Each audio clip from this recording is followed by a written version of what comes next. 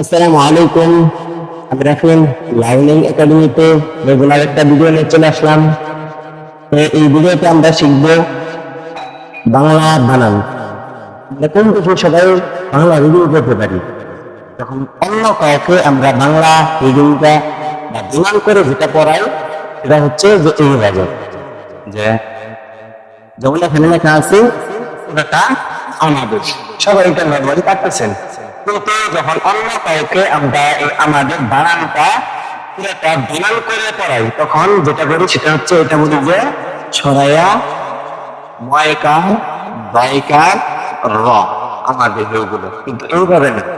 এটা সঠিক বানান হচ্ছে সব এটা সব থেকে উচ্চারণ হয়।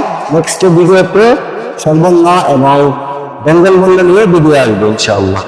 এটা হচ্ছে সব এটা সব থেকে উচ্চারণ হয়, সে কারণে এটা সব।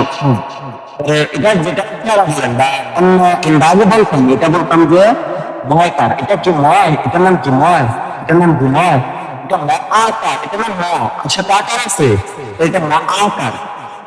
এটা বলেন যে বয়কার, এটা কি দ, এটা দ, এটা তাহলে দ একার, আর এটা যেটা বলেন। কিন্তু এটা হচ্ছে বিন্দু আছে, এটা র বলা যাবে না, এটা কি বলতে হবে বিন্দু র, বরের নিচে বিন্দু, সেখানে বলতে হবে বিন্দু র। স্বর আ ম আকার একার বিন্দু র আমাদের। আরেকবার বুঝে দেখেন, স্বর আ ম আকার মা আমার একার দে বিন্দু র আমাদের। বা অন্য কাউকে যখন বাংলা বানান করে যখন পড়াই, আমরা যেভাবে বানান করে শব্দ সঠিক উচ্চারণ সঠিক উচ্চারণ করে যদি পড়াই, অবশ্যই বাচ্চারা শুদ্ধ হবে, তখন বড় হবে শুদ্ধভাবে মানুষের সাথে সুন্দর করে কথা বলতে পারবে। আসসালামু আলাইকুম ওয়া রাহমাতুল্লাহ।